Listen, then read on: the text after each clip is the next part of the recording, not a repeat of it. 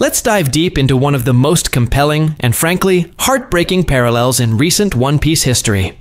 The tragic mirror image of Monkey D. Garp and Admiral Kizaru.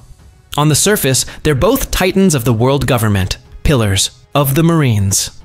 But beneath that veneer of duty, Eiichiro Oda has masterfully painted a portrait of two men utterly torn apart by the one thing their justice cannot account for: love.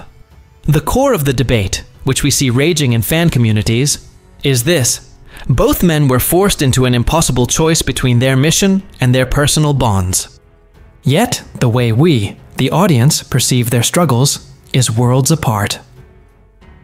Let's first rewind to Marineford and look at Garp, the hero of the Marines. Here is a man who stands as the living embodiment of Marine strength and integrity.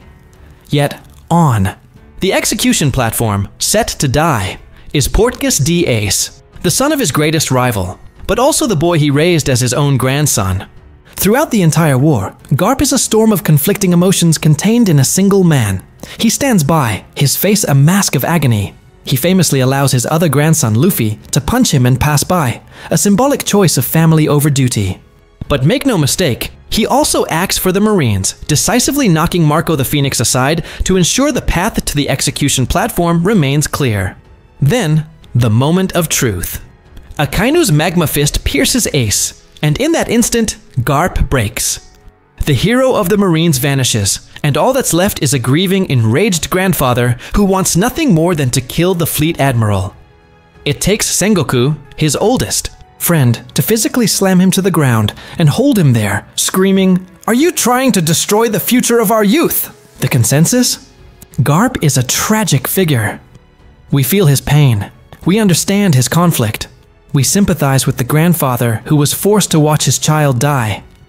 His near-total inaction for the rest of the war is seen not as weakness, but as a testament to his shattered heart. Now let's jump to Egghead. The mission is simple on paper: eliminate the brilliant scientist, Dr. Vegapunk. But for Kizaru, it's anything but simple. Vegapunk is not just a target, he's an old dear friend. Sentomaru, the man he must fight to get to Vegapunk, is a former subordinate he clearly cares for, almost like a nephew. From the moment Kizaru arrives, his typical infuriatingly carefree demeanor is gone. This isn't the man who lazily asked pirates if they'd ever been kicked at the speed of light. This is a man weighed down by sorrow. His actions are hesitant. He openly expresses his sadness. But here's the crucial difference. Unlike Garp, Kizaru follows through. He defeats Sentomaru. He becomes the direct instrument of the world government's will, seemingly delivering the final fatal blow to his best friend. And the fan reaction? It's been incredibly harsh.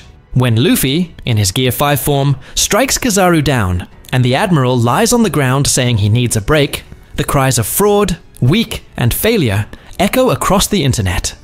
His emotional turmoil isn't seen as a source of tragedy, but as an excuse for a poor combat performance. This is the cruel irony. Garp is sympathized with because his emotions ultimately caused him to fail his duty. Kizaru is condemned because, despite being emotionally destroyed, he succeeded in his. As one poignant fan analysis noted, after taking the life of his best friend with his own hands, his spirit reaches its limit. Kizaru's pain is arguably even more direct and personal. Garp watched another man kill his grandson. Kizaru had to be the one to pull the trigger on his own friend. He is not just a witness to the tragedy, he is its cause. So why the disparity in perception? It's because we see Garp's defiance, his willingness to kill Akainu, as a heroic human response. We see Kizaru's compliance as a sign of weakness, of being a mere cog in the machine. But perhaps Kizaru's story is the more terrifying tragedy. It's the story of a man who knows his orders are wrong, who is in immense pain, but who is so deeply entrenched in the system that he carries them out anyway, destroying himself in the process. Ultimately, Garp and Kizaru are two sides of the same tarnished coin.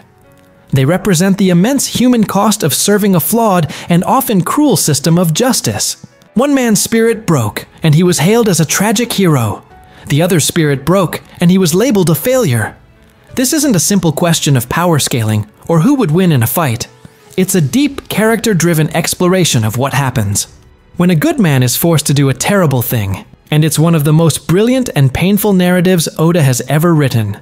If you enjoy this video, please like, share, subscribe and hit the bell to the latest update from my channel.